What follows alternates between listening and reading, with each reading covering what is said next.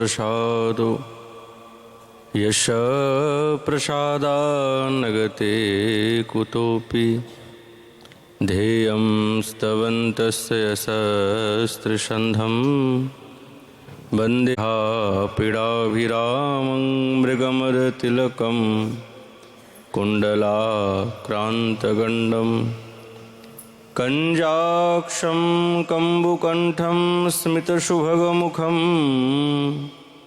स्वाधरेण्यस्तवेनो श्यामं शन्तं त्रिभङ्गं रविकरवशनं भूषितं वैजयन्त्या वन्दे वृन्दावनस्थं युवतिशतव्रतं ब्रह्मगोपालवेशम्। हा कृष्ण करुणा सिंधु दीनबंधु जगत्पते गोपेशु गोपिका कांत श्री राधा कांत नमस्तुते। तप्त कांचन गौरांगी श्री राधे वृंदावनेश्वरी वृषभानुसुतें देवी तं नमामि हरिप्रिये। नारायणं नमस्कृत्यं नरं चैव नरोत्तमं देवीं सरस्वतीं व्यासं ततो जयमुदीरये। तुलसी कननं यत्र यत्र पद्मवनानि च पुराणपठनं यत्र तत्र सन्निहितः हरिः। जय रूप सनातन भट्ट रघुनाथ श्रीजीव गोपाल भट्टदास रघुनाथ।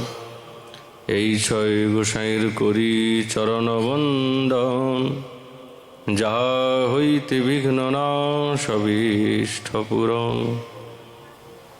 বাঞ্ছা কল্পতরুভৃষ্ট কৃপা সিন্ধুভৈব চ পতিতানাং পাবনেভ্যো বৈষ্ণবেভ্যো নমো নমঃ। দুর্গমে প্রতিমেন্ধস্য স্খলৎপাদগতির্মোহ स्वकृपाजष्टिदानेन सन्तसन्तवलम्बनम्।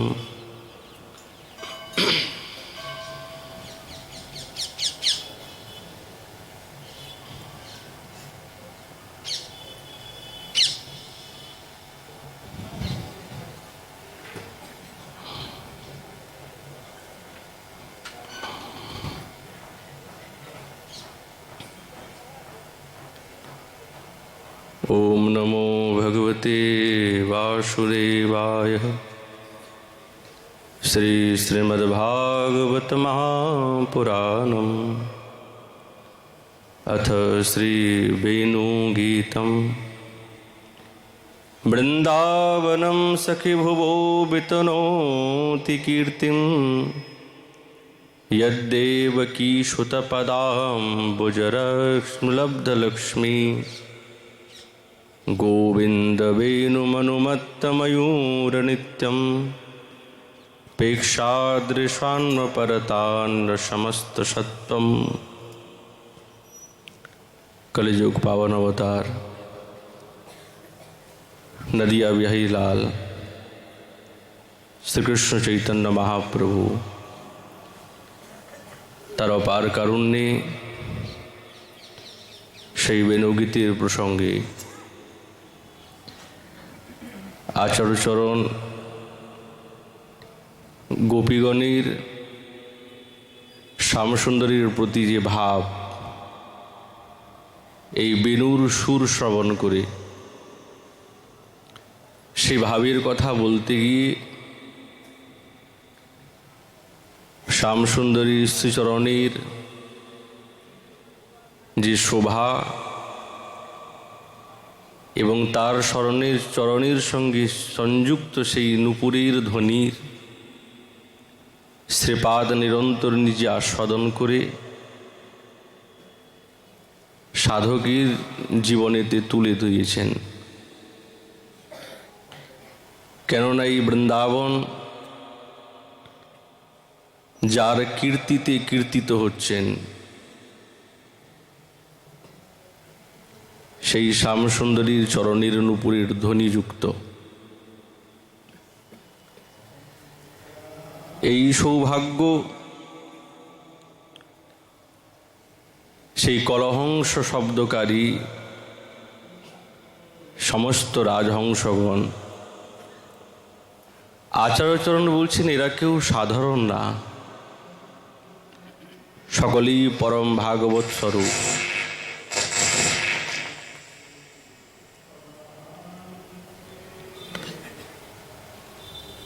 যারা এইরকম বৃন্দাবনীর সেই দিব্য কমলবনে নিরন্তর শব্দতে ঠাকুরানীর এবং গোবিন্দের শ্রীচরণের নূপুরের ধ্বনির সমাদর করছে নিরন্তর,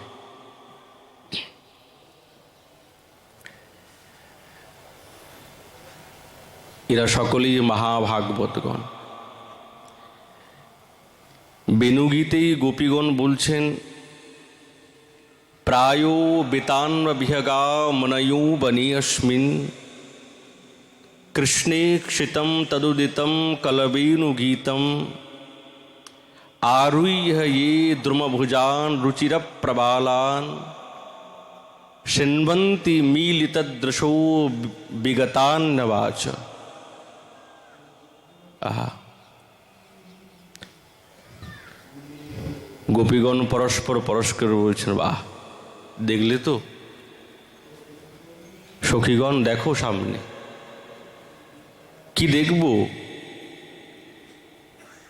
এই বৃন্দাবনের যে সমস্ত পক্ষীগণ কেমনভাবে বৃক্ষেতে বাস করছে, যে হ্যাঁ, কি সুন্দর বাস করছে এরা। তারা পক্ষী নয়, সকলেই মুনি এবং ঋষিগণ। কেন এই বৃক্ষের ডালেতে আছেন? কৃষ্ণের দর্শন সৌভাগ্য পাওয়ার জন্য নিরন্তর এই শাখাতে বসে আছে।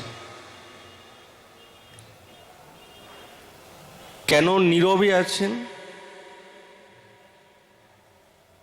গোবিন্দের সেই মধুর স্বর আলাপযুক্ত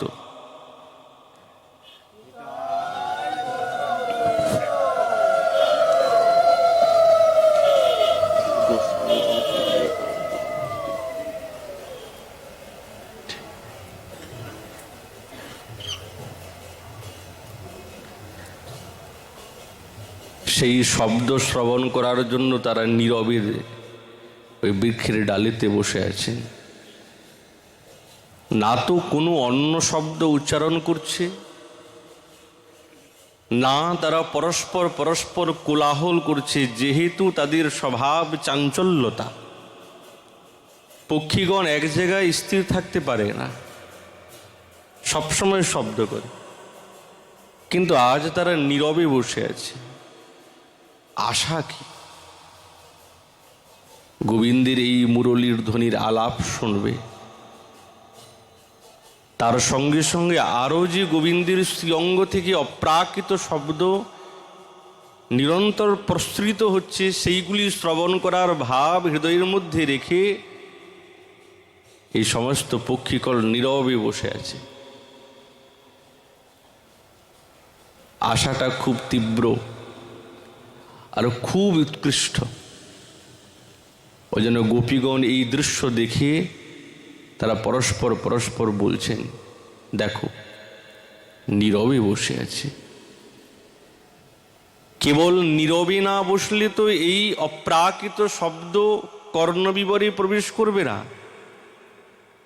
এর দ্বারাই দুইটি লক্ষণ গোপীগণ সকলের কাছে তুলে ধরেছেন।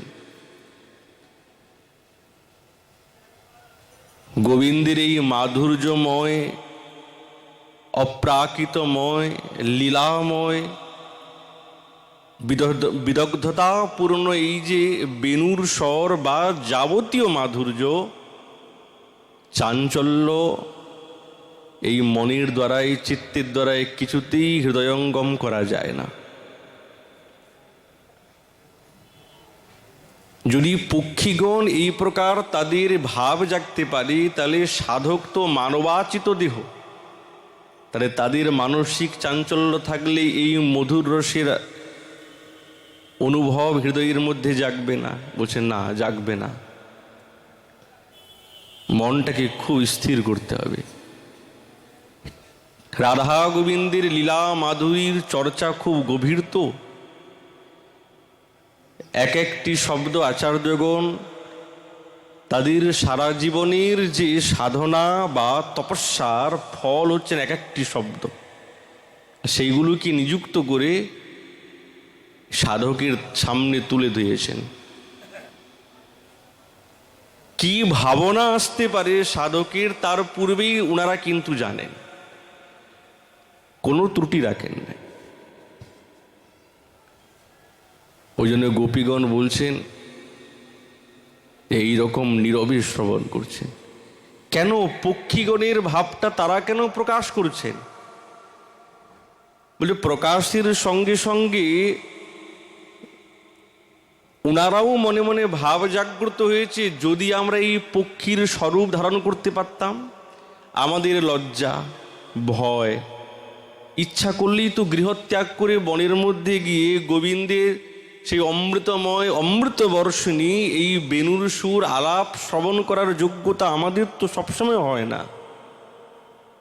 অনেক বাধা, অনেক বিপত্তি, এইগুলোকে অতিক্রম করে তবে কখনো কখনো সেই শব্দ কর্ণবিবরী শোনার সৌভাগ্য লাভ হয়। গোপীগণ যেন মনে মনে ভাবছেন যে এই সমস্ত ডালে বসে আছে পক্ষীগণ, এদের ভাগ্যটা কত শ্রেষ্ঠ। না তো ইনাদের ভয় আছে, না ইনাদের লজ্জা আছে, না গৃহীর কোনো মর্যাদা আছে, সব কিছু ছিন্ন।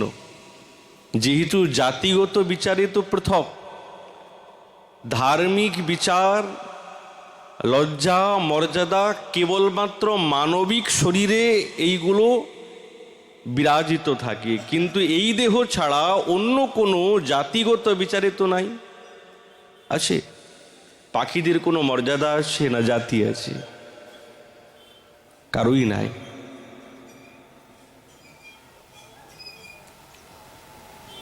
আসলে উনাদের যে গোবিন্দ প্রাপ্তি, সেই প্রাপ্তির প্রতি মনের মধ্যে ভাব জেগেছে যে পাখি এই পক্ষীগণ যেভাবে পেয়েছে আমরাও যদি এইভাবে পেতাম। গুণটাকে নিয়েছেন, স্বরূপটা না। কখনো কখনো গুণটা এত শ্রেষ্ঠ হয়ে যায়, সেই গুণটাকে তার মধ্যে থেকে নেওয়া যায়। তাহলে এর দ্বারা প্রমাণিত হয় যে কমলবনেতে যে সমস্ত কলহংসগণ শব্দ করছেন, তারা কেউ সাধারণ পক্ষী নয় বা কলহংস নয়, তারা সকলেই ঋষি মুনিগণ, যারা সেই কমল মৃণালীর ভক্ষণ করি তাতে তাদের কণ্ঠ কলকণ্ঠের সেই কুজন আরও দিব্য মধুরতর উঠেছে। নিরন্তর তারা সেই মণিময় নূপুরের রসমধুরীর সঙ্গে পরস্পরের সসম্মান জানাচ্ছেন। যারা ভাবুক তারা তো শ্যামসুন্দরীর দিব্য মাধুর্যামৃত পান করতে লিপ্সু, সবসময় তাদের ইচ্ছা ওটাতেই ডুবে যেতে চান। গোবিন্দের রূপ যেই রকম মধুর, তার লীলাটাও সেই রকম মধুর, মধুর ভাবেই তার সেই রকম শ্রেষ্ঠ রূপেতে আস্বাদ্য বিষয়। ভক্তগণ, ভাবুকগণ, শ্রীপাদ গোবিন্দের সেই অনুধ্যানে বিভোর হয়ে বর্ণনা করেছেন। তারা এই বৃক্ষের ডালেতে কোনো বনে, কুঞ্জ বনে বসে আছেন। যদি কোনো ইষ্টের আমি সাড়া পাই বা তিনি কোনোদিন দর্শন দেন, তার এই অপ্রাকৃত রূপ আমাকে দেখান, এই উৎকণ্ঠাতেই দিবা রাত্রি অতিক্রম করে দিয়েছেন। কখন যে দিন হচ্ছে, কখন রাত হচ্ছে। দ্বন্দ্বাত্মক ধর্ম হৃদয়ের থেকে দূর হয়ে গেছে। কেন বলুন তো? হৃদয়েতে রাধা গোবিন্দের সেই অপ্রাকৃত রূপ মাধুরীর ঝলক বা অনুধ্যান এত গভীর হয়ে গেছে, আর দ্বন্দ্বাত্মক ধর্ম থাকে না। না তো সুখ আছে, না দুঃখ আছে। যদি সুখী হতে হয় তো সাধকের, ভাবুকের জীবনে একটাই স্বরূপে সুখী, সেবা প্রাপ্ত করে সুখী। দুঃখী যদি হতে হয় তো এই জাগতিক বিষয়ে দুঃখী নয়, দুঃখী একটাই, সেই লীলার অস্ফুরণের দুঃখী। হঠাৎ দর্শন করতে করতে যেরকম চলচ্চিত্রের মতন সবকিছু হারিয়ে গেল, সেই দুঃখীতে হৃদয় সবসময় কম্পিত হয় তাদের।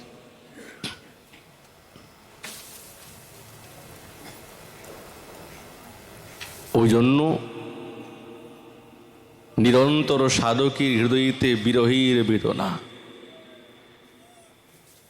গোবিন্দের দিব্য সেই সুকোমল চরণ, দিব্য তার সেই চরণের নূপুর, সেই নূপুরে মন্দ মন্দ মধুর শব্দ। সেই শব্দ কখন এই কর্ণগোচর হবে? এই আশিতে বৃন্দাবনের কোনো তটে ভূমিতে বসে আছে। সাধক কোনোদিন চায় না, গোবিন্দকে দর্শন তো করতে চান, কিন্তু তিনি হঠাৎ আবির্ভূত হয়ে যাবেন এই রকম গোবিন্দকে দর্শন করতে চান না। বৃন্দাবনেশ্বরীর চিন্তন করছেন, তিনি হঠাৎ এসে আমাদেরকে দর্শন দিয়ে দেবেন। ভাবুক সাধকগণ বলছে এইরকম দর্শন আমার চাই না। কেন? তুমি তো এই দর্শনের লালসাতে অধীর, তোমার হৃদয়টা চঞ্চল হয়ে গেছে, স্থির থাকতে পারছো না। শ্রীপাদ বলছেন আবির্ভূত হয়ে যাবেন হঠাৎ এইরকম না। শ্যামসুন্দর বৃন্দাবনেশ্বরী এই ব্রজবিথিকাতে পরস্পর পরস্পর মন্দ মন্দ গতিতে চলায়মান হয়ে আমার নিকটে এসে উপস্থিত হবে, এই রকম দর্শন চাই। তার মানে আগে শব্দের ঝংকার শ্রবণ করতে চান। শ্যামসুন্দর এবং বৃন্দাবনেশ্বরী যখন ওই বনবিথিকাতে মন্দ মন্দ নিজের শ্রীচরণের প্রক্ষালিত করবেন, আসবেন, তখন তাদের চরণের যে নূপুর, মণিময় নূপুর, পরস্পর পরস্পরের নূপুর রুনুঝুনু করে বাজবে, আর ভাবুক সাধকের হৃদয়ে মনটা বিগলিত হয়ে যায়, আহা এই শব্দটিও শুনতে চাই। হঠাৎ করে আবির্ভূত হয়ে যাবেন, দেখাতে না আমার এই কর্ণটা তোমার সেই চরণের নূপুরের ধ্বনির দ্বারায় আগে রসায়িত করব, তারপরে তোমার সেই দিব্য রূপ দর্শন করে সেই রসরূপেতে ডুবে যাব। ব্রজের পথে হেঁটে হেঁটে আসবেন। যেরকম চিন্ময় বৃন্দাবন, সেরকম চিন্ময় এই লীলাভূমি। দিব্য মধুর সেই নূপুরের ধ্বনি। যেরকম যোগীগণের কর্ণে ওঙ্কার শব্দটি তাদের হৃদয়ে রসায়িত করে দেয়, ব্রহ্মানুভূতি করিয়ে দেয়, তাদের হৃদয়টাকে ঘনীভূত করে তোলে। সেই রকম যারা এই মাধুর্য রসের উপাসক, তাদের হৃদয়ের মধ্যে শ্যামসুন্দরের ওই নূপুরের ধ্বনিটাই হৃদয়টা একবারে বিগলিত করে তোলে, রসায়িত করে তোলে, প্রেম ভক্তির ঘনীভূত করে তোলে। কেন? তারা হচ্ছেন মধুর ভাবের উপাসক, আর কোনো শব্দ শ্রবণ করতে চায় না। ব্রহ্মজ্ঞানীর হৃদয়ে যেই শব্দতে তারা নিজেকে শ্রেষ্ঠাতি শ্রেষ্ঠ বলে মনে করেন, যারা এই মাধুর্য রসেতে নিমজ্জিত করেছে, তারা যখন শ্যামসুন্দরের সেই দিব্য নূপুরের ধ্বনি এই কর্ণবিবরে প্রবেশ করবে, তার যে আনন্দ, এরকম কোটি ব্রহ্মানন্দকারী যারা, তাদের আনন্দ তাদের কাছে কোনো স্থিতি প্রাপ্ত করতে পারে না। এতটাই শ্রেষ্ঠ, এতটাই উৎকৃষ্ট, কেবল একটি ঝংকার চাই। তাহলে কতটা মাধুর্যময়! ওই জন্যই তো বলছেন বল্লভী বিভো। গোবিন্দের একটি সম্বোধন বল্লভী বিভো। বল্লভী বৃন্দাবনেশ্বরীর যিনি বিভু। বিভু শব্দের অর্থ হচ্ছে সর্বব্যাপক ইতি বিভু। জীব গোস্বামীপাদ বলছেন বিভু ব্যাপক ইতি বিভু, যে সর্বত্র ব্যাপে আছে, তাকে বিভু বলে। বলছেন না, রাশিক অর্থ কি? যিনি এক কালেতে নানা ক্রিয়াতে তিনি পারঙ্গত, একই কালেতে অনেক লীলাকে যিনি বিস্তার করতে সমর্থবান, তিনি হচ্ছেন বিভু, যিনি প্রবীণ। শ্যামসুন্দর ছাড়া আর কি হতে পারে? কিন্তু বিভু বৃন্দাবনেশ্বরীকেও বলা হয়। তিনিও একই কালেতে নানা ক্রিয়াতে তিনি পারঙ্গতা, একই সময়। এই গুণ সকলের থাকে না, সকলে পারবে না। ওই জন্যে তাকে বলা হয়েছেন বল্লভী বিভো। রাধা গোবিন্দের সেই মনোহর ভূষণের ভূষিত সেই ধ্বনি শ্রীপাদ মনে মনে নিরন্তর ভাবছেন, আমার কর্ণে যাতে প্রবেশ করুক, আমি শুনতে চাই। ব্রজবীথিকা ছাড়া তো অন্যত্র শ্রবণ করা যাবে না।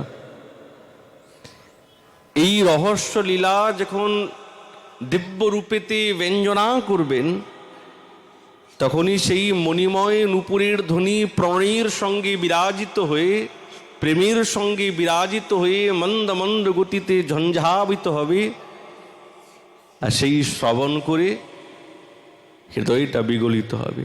বলছে কেবল গোবিন্দের নূপুরের ধ্বনি শ্রবণেতে আনন্দ নাই, সে কি কথা? এতক্ষণ তো গোবিন্দের নূপুরের ধ্বনি নিয়ে আপনি কথা বললেন।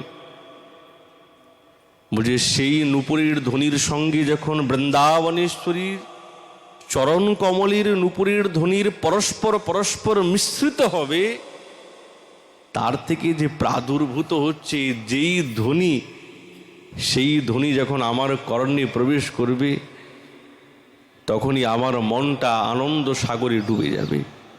সুদবুদ হারিয়ে যাব, আমি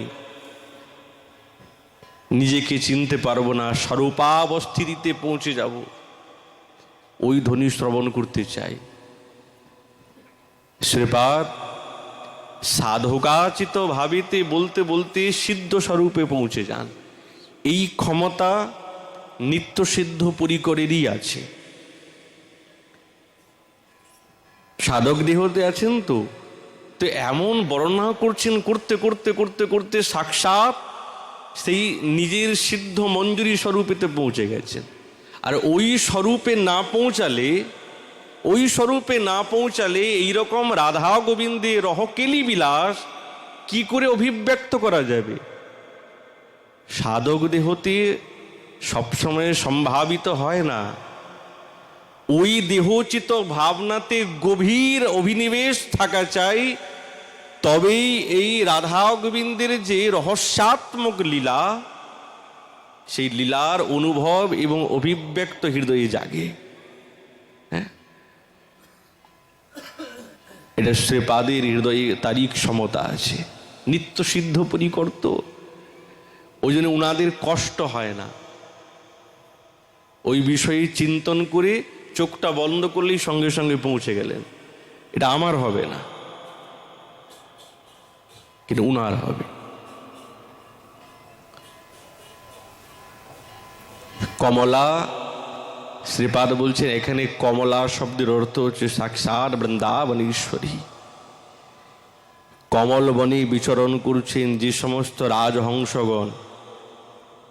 কেউ প্রশ্ন করেছেন যে এই কলহংসগণ কেন শ্যামসুন্দরীর চরণের নূপুরের ধ্বনি বৃন্দাবনেশ্বরীর চরণের নূপুরের ধ্বনির সঙ্গে কেন সমাদর করবে?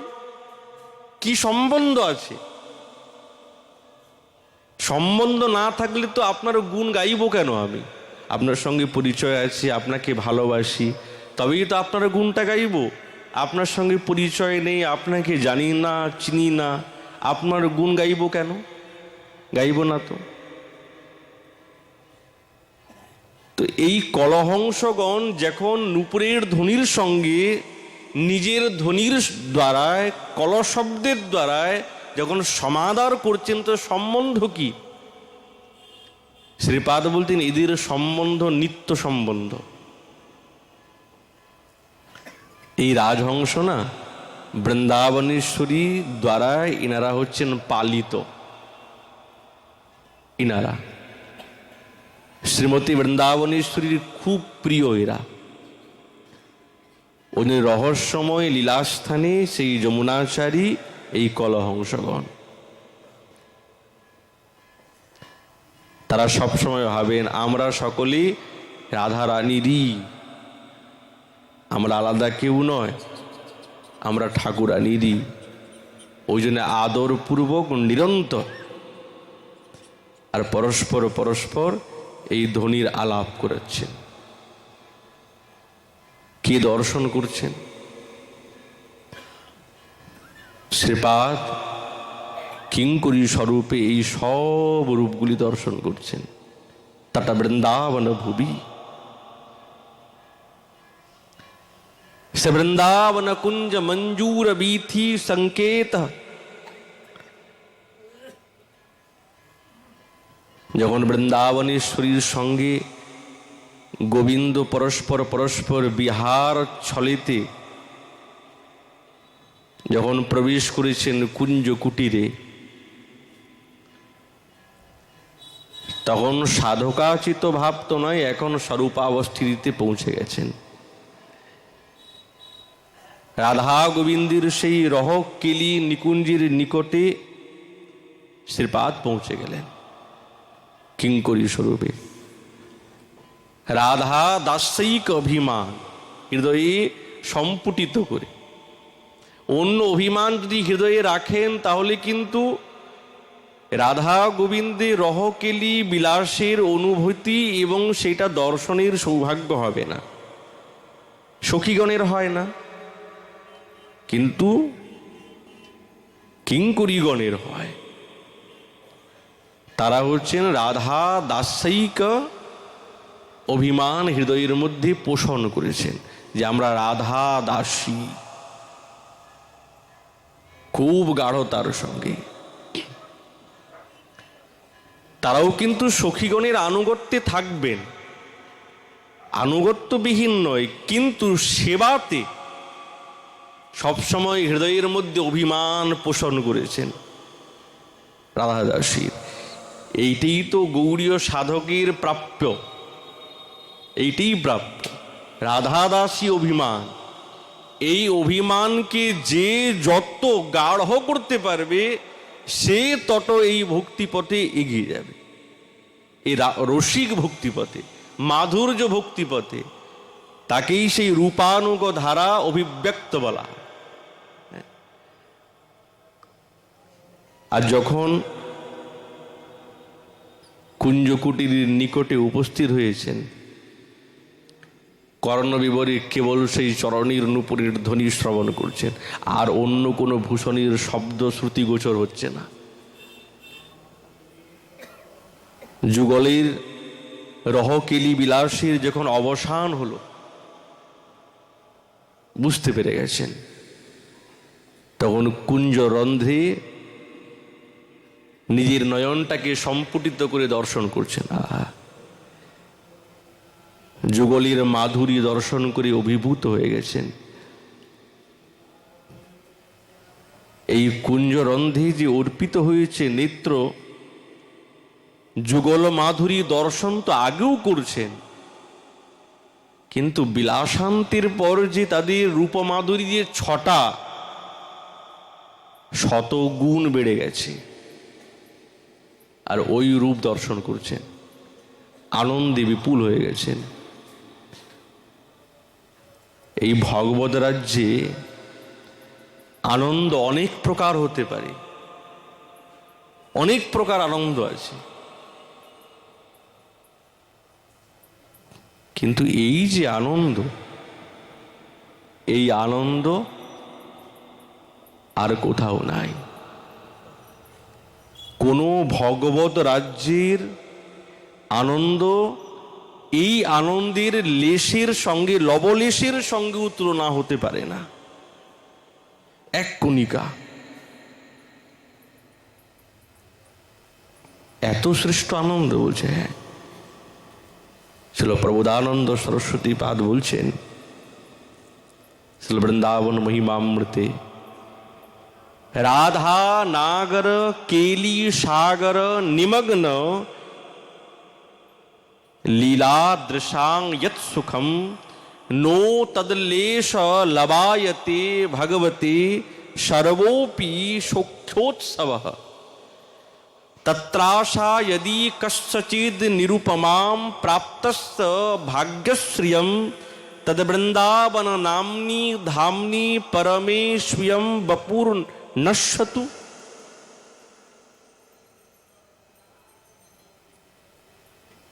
এই কুঞ্জ রন্ধ্রেতে, কুঞ্জ তো আর কোনো অন্য বস্তুর দ্বারাই নির্মিত নয়, কোনো প্রস্তরের দ্বারাই নির্মিত নয়। কুঞ্জ শব্দের অর্থ হচ্ছেন, শ্রীল রূপ গোস্বামী পাদ বলছেন, নানা লতা পর্ণাদিবি আচ্ছন্ন ইতি কুঞ্জ বা কুটির। নানা লতা পাতার দ্বারা স্বাভাবিক কেউ তৈরি করে নাই, স্বাভাবিক এমনভাবে আচ্ছন্ন হয়ে গেছে, এমনভাবে আচ্ছন্ন হয়ে গেছে, সেটি হচ্ছে নিকুঞ্জ। নানা লতা পুষ্পের দ্বারা সুসজ্জিত, কত রকমের ফুল ফুটেছে, কত রকমের লতা আছে, তৈরি করা না। এরকম কুঞ্জ কুটির সাক্ষাৎ বৃন্দাদেবী সুন্দরভাবে তৈরি করেছেন। তো রাধা গোবিন্দের এইরকম দিব্য লীলা বিলাস হবে, তার জন্য তিনি কি প্রস্তুত হবেন না? কোনো বস্তুর কম রাখেন নাই, যাবতীয় শোভা আছে সব বৃন্দাবনে ঢেলে দিয়েছে, একবারে সুখের স্বাচ্ছন্যের দ্বারা। দেখুন, এই কুঞ্জ রন্ধ্রেতে ছোট্ট ছোট ফাঁক আছে, তো ওর মধ্যে নয়ন দিয়ে তাকিয়ে আছে কিঙ্করী। শ্রীমতী বৃন্দাবনেশ্বরী এবং গোবিন্দের যে কেলি সিন্ধুতে মগ্ন হয়ে গেছেন, এই লীলাটি দর্শন করছেন। কতটা আনন্দময় হবে বলুন তো। এই জায়গাতেই তো আমাদেরকে পৌঁছাতে হবে, এই জায়গাতেই পৌঁছাতে হবে।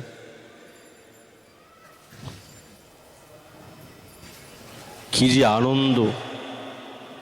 ভগবত রাজ্যের আনন্দোৎসবের তার লবলেশ মাত্র এখানে টিকতে পারবে না।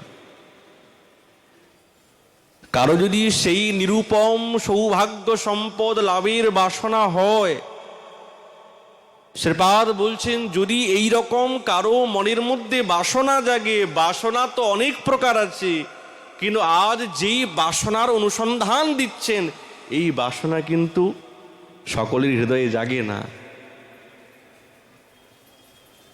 কি আমি এই নিকুঞ্জ কুটিরে কোনো গবাক্ষ কুঞ্জ রন্ধ্রের নিকটে গিয়ে নিজের নয়ন ফলকের দ্বারায় সেখানে দিব্য এই রাধা গোবিন্দের কেলিকুঞ্জ বিলাস নিরন্তর দর্শন করে আনন্দ সাগরে ভেসে যাব?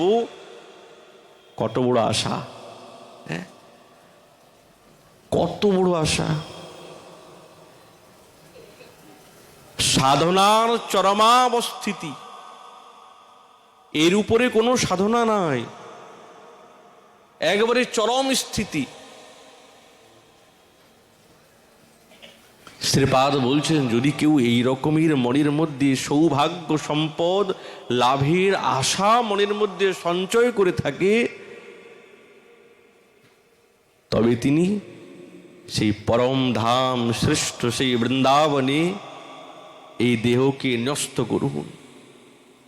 স্বয়ং ব্যাপুর ন্যস্যতু নি অসুক্ষেপনে, নিপূর্বক অসুক্ষেপনে এই দেহটাকে বৃন্দাবনের ব্রজবিধিকাতে ফেলে দেখ। ফেললেই হবে? হ্যাঁ, কেন হবে না? ফেললেই হবে।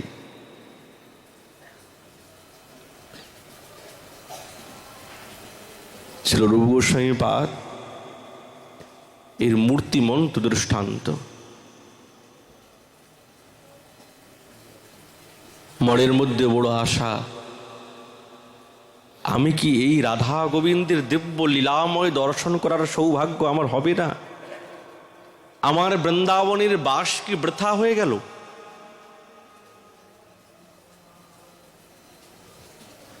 জীবনটা কি এমনি অতিবাহিত করছি?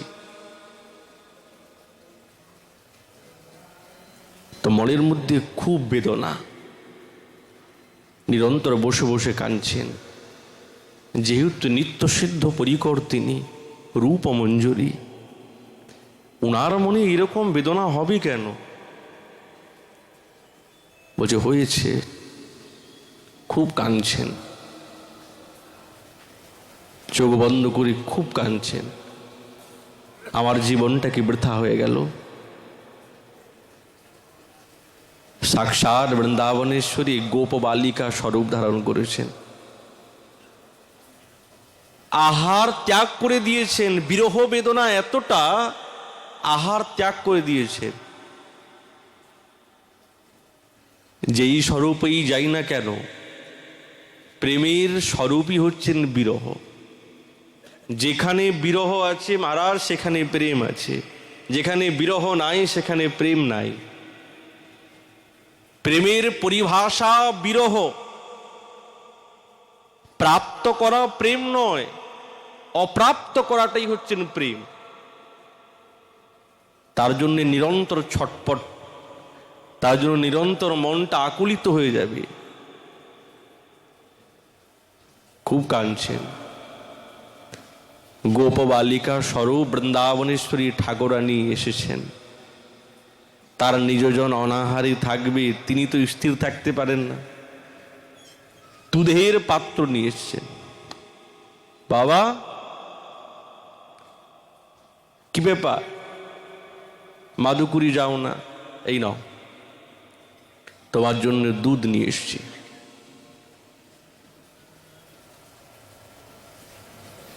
শ্রীপাদ তো বুঝতে পারেন নাই, বিরহের বেদনাতে ছাতি ছটপট জ্বলছে। কে এসেছে কে না এসেছে বুঝতে পারে, গোপ বালিকা এসেছে, এরকম তো আসতেই থাকে। দুধের পাত্রটা দিয়ে বলছে, তুমি এত কাঁদো কেন? শ্রীপাদ বলছেন, কি করব, জীবনটা বৃথা চলে গেল। বৃন্দাবনের বাসের আশাতে এসেছিলাম, বাস তো করছি, যথার্থ বস্তু এখনো পাই নাই। এমন বাস করে কি হবে? যেই বস্তুকে প্রাপ্ত করতে চাই, সেই আশাতে বৃন্দাবন আসা। সার বস্তু ত্যাগ করে অসারের দিকে যদি চলে যাই, তাহলে হলো কি? তার বৃন্দাবন বাসীর কি হলো? কিছুই হলো না, ব্যর্থ হয়ে গেল। গোপবালিকা বলছেন, বাবা, বৃন্দাবনে এই দেহটা নিপতিত করে রাখাটাই হচ্ছেন সার। পড়ে থাক, পড়ে থাকলেই হবে। আজ নাই তো কাল হবে, এক না একদিন তো হবে, হবে না? যখন চলে গেলেন তখন হঠাৎ স্ফূর্তি হলো, তাই তো, রূপ তো দেখেছি, কিন্তু এইরকম রূপ তো দেখি নাই। এ তো কোনো সাধারণ গোপবালিকা নয়, মূর্ছাচ্ছন্ন হয়েছেন তো।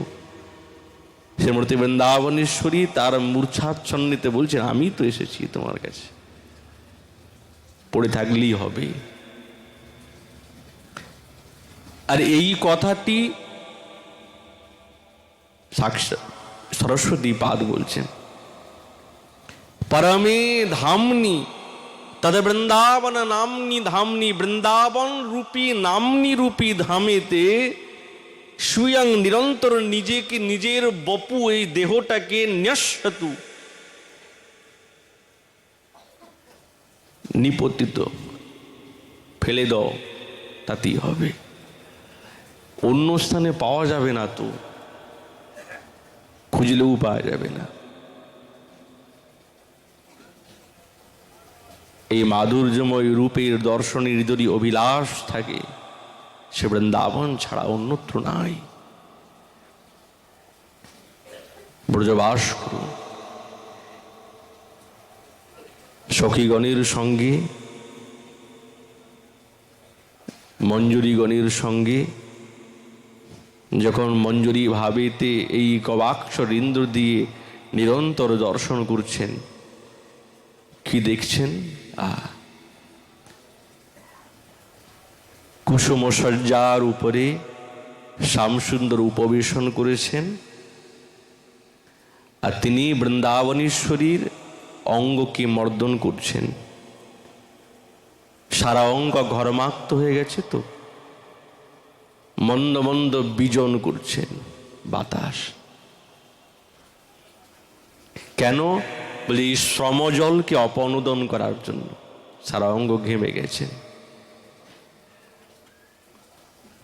কারণটা কি? শ্যামসুন্দর বৃন্দাবনেশ্বরীর হৃদয়ে দিব্য মদনীর উদ্দীপন পুনরায় উদ্দীপ্ত করার জন্য তিনি চেষ্টাশীল।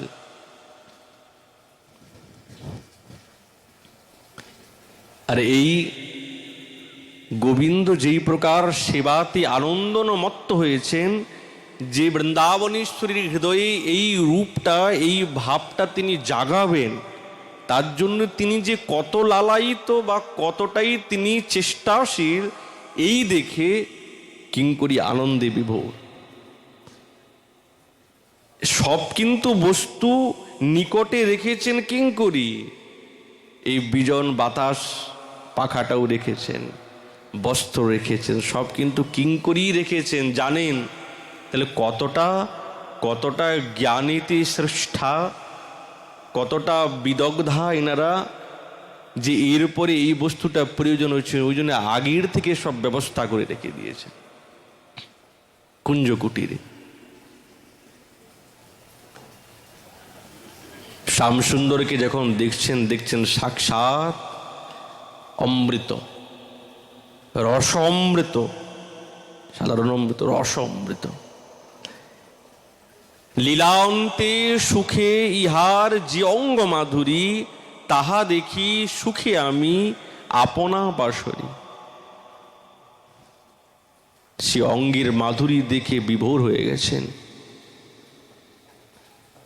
বৃন্দাবনেশ্বরীর অঙ্গ মাধুরী দর্শনে ঠাকুর একবারে আত্মহারা, আর ওই শ্রী অঙ্গের ঝলক পেয়েছেন। কিন্তু আজ যে কেলিবিলাসান্তে যে অঙ্গের মাধুরী ফুটেছে, এই মাধুরী দর্শন করে শ্যামসুন্দর একবারে আত্মহারা। এমন আত্মহারা গোবিন্দের স্বরূপ দর্শন করে আত্মহারিণী হয়েছেন কারা? কিঙ্করীগণ। কেমন পরস্পরের সঙ্গে লীলার সঙ্গে জড়িত আছে। দেখছেন সাক্ষাৎ একবারে অমৃত স্বরূপ। এই সৌভাগ্যের আনন্দের আর ঠিকানা নাই। মদচিত্তে খেলা করছেন নিরন্তর, নিরন্তর বৃন্দাবনেশ্বর গোবিন্দ বৃন্দাবনেশ্বরীর সঙ্গে বিলাসেতে নিমগ্ন থাকেন। আর সবসময় থাকুন এই ভাব নিরন্তর কিঙ্করীর হৃদয়ে। পরস্পর লীলা দেখে তো ইনাদের আনন্দ। যখন গোবিন্দ বৃন্দাবনেশ্বরীর অধীন হয়ে যান, তখনই তো এই লীলার আনন্দ আরো বেশি ফুটে যায়। এই মাধুরী লীলাতে একবারে বিলক্ষণ। নায়ক নায়িকার অধীনে থাকবে, নায়িকা নায়কের অধীনে না, তাহলে সেই মাধুর্য ফুটবে না। আজ যে এই ব্রজের মাধুরীর কথা অভিব্যক্ত করছেন, এখানে নায়ক নায়িকার প্রতি অধীন হয়ে গেছে। গোবিন্দ, নায়ক শব্দের অর্থ হচ্ছেন গোবিন্দ, জগতের নায়ক নয়, অপ্রাকৃত নায়ক, মধুর নায়ক। ইনি হচ্ছেন বৃন্দাবনেশ্বরীর অধীনে। আর অধীনে হয়ে কি করছেন? নিরন্তর সেই সেবা যত্নেতে নিজেকে নিযুক্ত করেছেন সবসময়। আর এই সৌভাগ্য দর্শন করে তাদের আনন্দে মনে দিব্য আনন্দ উল্লসিত হয়েছে। রসঘন মূর্তি, সেই মোহন মূর্তি। সরস্বতী পাদ বলছে, রসঘন মোহন মূর্তি বিচিত্র কেলি মহোৎসবোল্লসিতম রাধাচরণ বিলোড়িত রুচির শিখণ্ডম হরিং বন্দে। যার শিখিপিঞ্ছ চূড়া, ঠাকুরানীর শ্রীচরণে বারবার লুণ্ঠিত হচ্ছে, নিরন্তর লুণ্ঠিত হচ্ছে। আর লুণ্ঠিত হয়ে যেই রসঘন মূর্তির তার বিচিত্র কেলি, সেই মহোৎসবের উল্লসিত হয়েছেন গোবিন্দের যে স্বরূপ বা যেই রূপ, সেই রূপ দর্শন করে আর এই কিঙ্করীগণ মত্ত হয়ে গেছেন। রাধা ঠাকুরানীর অধীনে এনারা কুঞ্জে শ্যামসুন্দরকে পেয়েছেন তো ঠাকুরানী, তো গোবিন্দকে বলছেন, চির অনুরাগে মিলল দুহু কুঞ্জে আবেশে কহয়ে ধ্বনি রস পরিপুঞ্জে। বন্ধু কি বলিব তোরে, তোমা বিনে দেখি মুই সব অন্ধকারে। তোমাকে ছাড়া আমি সবকিছু অন্ধকার দেখতে পাই। পেয়েছি তোমারে বন্ধু না ছাড়িব আর। যে বলু সে বলু মোরে লোক দুরাচার, কিন্তু এক তিল না দেখিলে মরমেতে মরি। সেজ বিছাইয়া কাঁদি জাগিয়ে সরবরি। গোবিন্দের জন্য সেজ বিজিয়েছেন, শ্যামসুন্দর আসবেন, বসবেন, দিব্য কেলি বিলাসে মত্ত হবেন। হিয়ার মাঝারে থুব বসিব বসন ঝাঁপিয়া, রাম কহে রায় দড় করো হিয়া। বৃন্দাবনেশ্বরী বলছেন, আমি আমার আঁচলের দ্বারায় ঢেকে রেখে দেব, যেতে দেব না। আবেশে যেরকম বৃন্দাবনেশ্বরীর উক্তি, শ্যামসুন্দরীর উক্তি কি কোনো কম? পরস্পর পরস্পরেতে ডুবে গেছেন তো। রায় বলবো কহিব কি, কি বলবো তোমাকে? তিলেক তোমার পরশ না পাইলে সেই ক্ষণে নাহি জি। তিলেক এক ক্ষণকাল যদি তোমার স্পর্শ না পাই, তো আমার হৃদয়টা একবারে কেমন কেমন করে। তোমার অঙ্গের সরস পরশ পাইলে যে সুখ উঠে, বুকের ভিতর বান্ধিয়া রাখিয়ে ছাড়িতে পরাণ ফাটে। একবার অঙ্গ স্পর্শ পেলে সেটাকেই আমি নিরন্তর চিন্তন করে রাখি। বিহি নিদারুণ করিলেক ভিন তোমা হেন গুণনিধি, অমুক দেখিয়া হৃদি উলাইয়েতে সকলই পাইনু সিধি, হেন লয় মনে প্রবেশিব বনে তোমায় করিব বুকে। পরস্পর পরস্পর কুঞ্জ কুটিরে বসে নিরন্তর এই রকম আলাপ করে, আর এই আলাপেই তো মত্ত হয়ে যান। ঠাকুরানীর হৃদয়ে নিরন্তর ভাব, নিরন্তর সবসময় এটাই তো চিন্তন করে। কেউ কারোর থেকে তো কম নয়, সৌন্দর্যে, গুণে, রূপে, মাধুরীতে। শ্রীপাদ বলছেন পরস্পর পরস্পর রূপেতে মুগ্ধ হয়েছেন। এই রূপ দর্শন কি আমার সৌভাগ্য হবে? যুগাল যুগল বিলাসীর নিধি হবে। শ্রীপাদ বলতে গিয়ে অন্তিমে কেমন ভাব বলছে, সবই মধুর। যা আর কিছু না, বলছে না সবই মধুর, সব কিছুই মধুর। বলছে হ্যাঁ সব মধুর। বাহ! আর এই লীলার মাধুরী না সর্বোৎকৃষ্ট কোথায় প্রকাশ পায়? কিশোরাত্মক স্বরূপে, অন্য স্বরূপে না। অন্য স্বরূপে মাধুর্য আছে ঠিক, কিন্তু কৈশোর এবং কিশোর এবং কিশোরী স্বরূপে যে রূপের ছটা, যে মাধুর্যের পরাকাষ্ঠা, অন্য কোন সুপের পরাকাষ্ঠা সীমা নাই। এরকম হতে পারে? বলছে হ্যাঁ এরকমই। যে রকমই তিনি থাকুক না কেন, কিন্তু সাধক যদি ওই ভাবনাতে ডুবে থাকে, যেই রূপ দেখুক না কেন তার কাছে ওই রূপটাই প্রতিচ্ছবির মতন ফুটে উঠবে, আর কোনো রূপ আসবেই না, ফুটে উঠবে। যেমন শৃঙ্গার করুক, সেই শৃঙ্গারটাই সাধকের চিত্তকে আকৃষ্ট করে নেবে। বৃন্দাবন ছাড়া তো অন্যত্র কোনোদিন সম্ভব না, কোনোদিনই সম্ভব না। এই বৃন্দাবন বিথিকাতেই সম্ভব। ওই জন্য বলছেন শ্রীপাদ, বেতনৌতি কীর্তিম।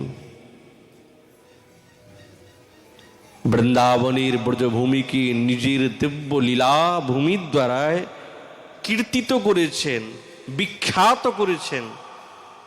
তিনি হচ্ছেন সাক্ষাৎ শ্যাম সুন্দর।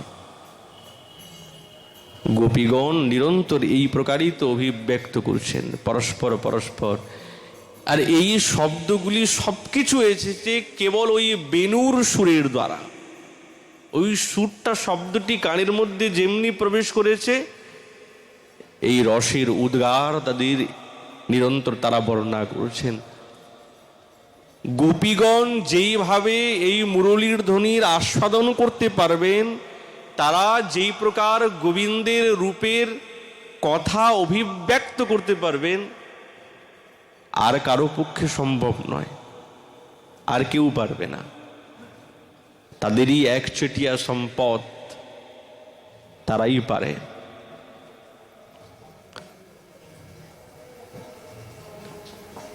ওই জন্য নিরন্তর বলছে সেই বৃন্দাবন বিথিকাতি কীর্তিং বিতনৌতি তনু বিস্তারে, বিশেষ রূপে বিস্তার করেছেন,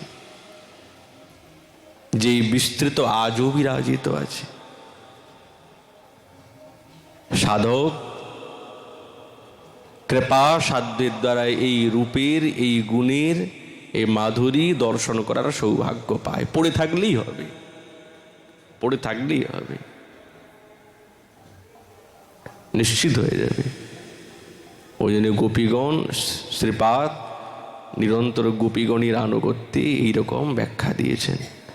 এই বলে আমাদের ভাগবতী কথা এখানেই বিশ্রাম। মহাপুর কৃপা হলে আগামীকাল আবার এই বিষয়ে আলোচনা হবে।